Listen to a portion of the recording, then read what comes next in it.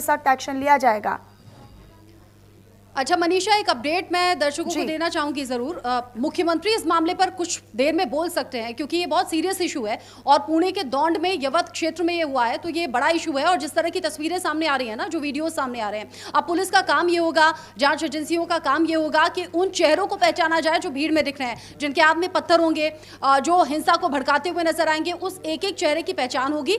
अभी तक एक युवक की गिरफ्तारी हुई है, लेकिन ये गिरफ्तारियां ज्यादा हो सकती हैं क्योंकि यहाँ सिर्फ माहौल खराब नहीं किया है, पब्लिक और प्राइवेट प्रॉपर्टी को नुकसान भी पहुंचाया है और यहां एक्शन बड़ा हो सकता है और थोड़ी देर में मुख्यमंत्री इस मामले पर बोल सकते हैं। ये अभी का अपडेट है। बिल्कुल रचना, और देखिए ये पहली मर्तबा नहीं है, जैसे कि आपने भी जिक्र किया कि एक पोस्ट होता है या एक अफवाह फैलती है या कोई ऐसा बयान दे देता है जिसके बाद इस तरह की पूरी तस्वीरें निकलकर सामने आती है। निश्चित तौर पर ये कानून व्यवस्था के लिए एक बड़ी चुनौती है, प्रशासनिक व्यवस्था के लिए एक बड़ी चुनौती है। और ऐसे समय पर जब हम महाराष्ट्र में लगातार ऐसे मुद्दों को हम राजनीति में प्रेरित होता हुआ देख रहे हैं, चाहे वो भाषा का मुद्दा हो या फिर बाहरी वर्सेस मराठी का मुद्दा हो, तो ये इनके बीच अब सांप्रदायिक हिंसा ये एक बड़ी चुनौती सरकार और प्रशासनिक अमले के लिए हो जाती है।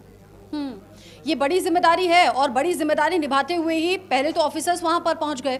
जैसा हमने अभी ऑफिसर पुणे के जो एसपी हैं वो बता भी रहे थे कि हालात को कंट्रोल में कर लिया गया है। ये आपत्तिजनक पोस्ट से पूरा मामला शुरू हुआ और भड़क इसलिए गया मनीषा, इससे पहले भी हमने देखा है अगर दो धर्मों की बात आती है तो वो ज्यादा सेंसिटिवली देखी जाती है और यहाँ भी यही हुआ है। एक पोस्ट जिसके बाद लोग भड़क गए। शिवाजी की प्रतिमा और शिवाजी की प्रतिमा या फिर शिवाजी से जुड़े हुए सेंटिमेंट्स महाराष्ट्र में कैसे असर करते हैं ये किसी से छिपा नहीं है। शिवाजी की प्रतिमा के साथ में छेड़छाड़ हुई, लोग वहां पर पहुंचे, कथित तौर पर लोग भड़क गए और फिर जो हिंदू समुदाय के लोग थे वो पहुंच गए मस्जिद के पास में और दो समुदायों से जुड़ा हुआ मामला है, इसीलिए ज्यादा नजर रखी जा रही है और अब सोशल मीडिया पर भी अब निगाह रखी जा रही है। जैसा अभी एसपी कह भी रहे थे पुणे के कि सोशल मीडिया पर भी नजर रखी जा रही है। जो वीडियोस हैं जगह जगह वायरल हैं उनके जरिए भी लोगों के चेहरे पहचानने की कोशिश हो रही है ताकि जो मेन आरोपी हो इस मामले में वो पकड़ा जाए। कहां से चीजें शुरू हुई, कैसे हिंसा भड़क गई और क्या इसके पीछे कुछ और ताकतों का हाथ हो सकता है क्या? ताकतों का हाथ मतलब मैं पॉलिटिकल पार्टीज का जिक्र कर रही हूँ या फिर क्या कोई ऐसे स्थानीय संगठन हो सकते हैं क्या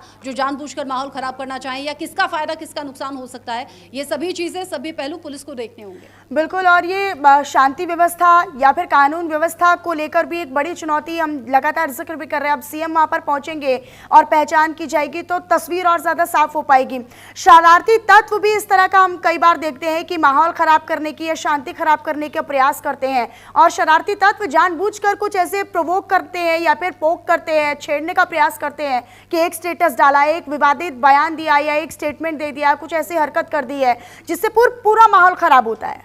पुणे के एसपी बोल रहे थे कि सोशल मीडिया पर ध्यान न दे, बोल रहे थे कि जो स्टोरी और स्टेटस लोग लगा रहे हैं उन पर भी नजर रखी जा रही है क्योंकि सोशल मीडिया का जमाना है मनीषा। एक पोस्ट, एक फोटो बवाल मचा सकता है। एक बार सोशल मीडिया पर कोई चीज आई तो वो इंटरनेट पर वायरल होते हुए उसे देर नहीं लगती। यही हुआ है यहाँ पर। एक व्हाट्सएप ग्रुप में एक विवादित पोस्ट किया गया, लोगों से इकट्ठा होने के लिए कहा गया और उसके बाद में शिवाजी की प्रतिमा के साथ में कथित तौर पर छेड़छाड़ हुई और इसी से लोगों के सेंटिमेंट्स भड़क गए। महाराष्ट्र में ये एक चिंगारी के तौर पर सामने आया। जैसे हमने कहा कि पुणे के दौंड में यवत क्षेत्र में यह मामला गरमाया है और अब ऐसा नहीं है कि सिर्फ यहीं तक मामला रुक जाएगा। ऐसी चीजों में जब सांप्रदायिक हिंसा भड़कती है तो आसपास के लोग भी उसकी चपेट में आ सकते हैं या फिर उसका असर हो सकता है। इसीलिए पुलिस के लिए ये ज्यादा इंपॉर्टेंट है और जो कर भी रही है पुलिस कि यहां भी हालात कंट्रोल में करने के साथ साथ तैनाती पुलिस की कर दी गई है और आसपास के जो सेंसिटिव एरियाज हैं, मतलब मुस्लिम बहुल इलाके हैं या फिर हिंदू बहुल इलाके हैं या फिर जहां इस तरह की खबरों का इंपैक्ट हो सकता है या फिर जो आसपास से लगे हुए एरिया है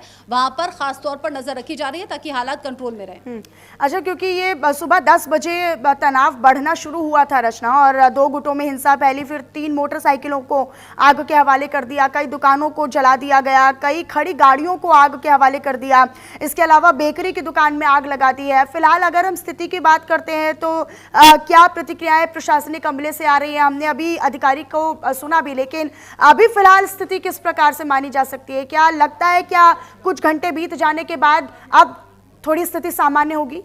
देखिए, जैसे आपने कहा 10 बजे ये हिंसा भड़की थी, करीब 3 घंटे तक तो बवाल होता रहा, लेकिन चूंकि ऑफिसर्स टाइम पर पहुंच गए थे और जो आगजनी हो चुकी थी, जो तोड़फोड़ हो चुकी थी, वो उसे कंट्रोल करने की पूरी कोशिशें हुई। अभी एहतियातन यही कदम उठाया गया है। जगह जगह जो टुकड़ियां हैं पुलिस की, एक्स्ट्रा फोर्स की, वो तैनात है। वो इसीलिए है कि जो 3 घंटे हिंसा भड़की है, 3 घंटे की जो तस्वीरें हैं वो अब सोशल मीडिया पर वायरल हो गई हैं, उन तस्वीरों को आगे बढ़ाया जाएगा, आगे बढ़ाई जाएंगी तो लोग उससे भड़क के फिर उनके एरियाज में इसका इम्पैक्ट हो सकता है। ये सभी बातें अब ध्यान रखने वाली हैं और इसीलिए ऑफिसर कह रहे हैं कि सोशल मीडिया पर भी निगाह है, इसीलिए कह रहे हैं एक्स्ट्रा फोर्स की तैनाती की गई है और इसीलिए कह रहे हैं कि अफवाहों पर ध्यान ना दें और अगर कोई भी ऐसा विवादित पोस्ट या स्टोरी या स्टेटस लोगों के जरिए लगाया जाएगा तो वो भी फिर आरोपी की श्रेणी में आएगा, क्योंकि पूरा मामला बढ़ा ही है व्हाट्सएप पर एक स्टेटस से जुड़ा। लेकिन अभी हालात सामान्य है मनीषा, ये रात की बात है, लेकिन 3 घंटे तक ये बवाल यूं ही होता रहा और अब एहतियात बरतना होगा, सिर्फ यहाँ दौंड के यवत क्षेत्र के साथ साथ आसपास से लगे हुए जितने एरियाज है और खास तौर पर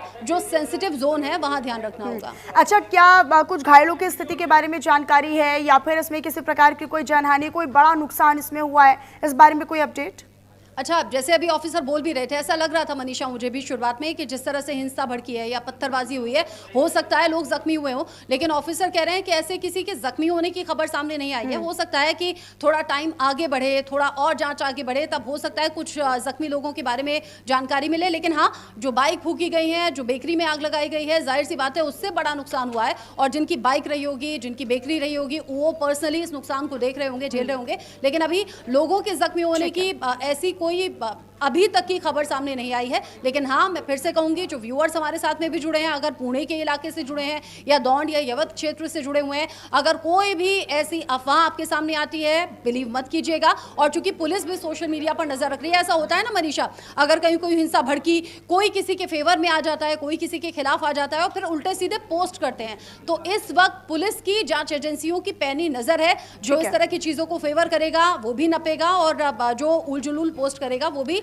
बिल्कुल, और अब जैसा कि आपने शुरुआती तौर में जिक्र भी किया कि अभी कुछ देर में सीएम भी आएंगे, तमाम उनके साथ अधिकारी पहुंचेंगे और मुआयना करेंगे और पूरी घटना की जानकारी लेंगे।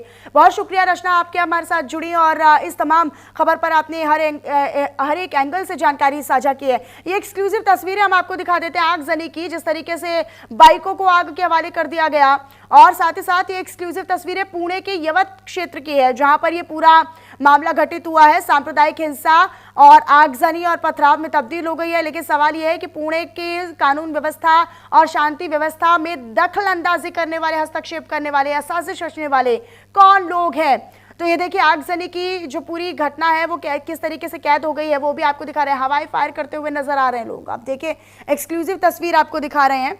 हालांकि यहाँ पर पुलिस फोर्स भी पहुंची और पुलिस फोर्स भी लगातार स्थिति पर अपनी नज़र बनाए हुए है। अब से थोड़ी देर बाद सीएम भी यहाँ पर पहुंचेंगे और अधिकारियों के साथ भी पहुंचेंगे और तमाम पहलुओं की वो जानकारी लेंगे और उसके बाद एक एक को चुन चुन कर उस पर कार्रवाई की जाएगी। और देखिए, ये कतई बर्दाश्त नहीं होता है। सरकार ये कह रही है कि बिल्कुल भी टॉलरेट नहीं होगा अगर कोई शांति व्यवस्था या कानून व्यवस्था के आगे चुनौती बनकर सामने आने का प्रयास करेगा। और फिलहाल इसी के साथ यहाँ पर रुक रहे एक छोटे से ब्रेक के लिए। ब्रेक के उस पार भी खबरों का सिलसिला जारी है।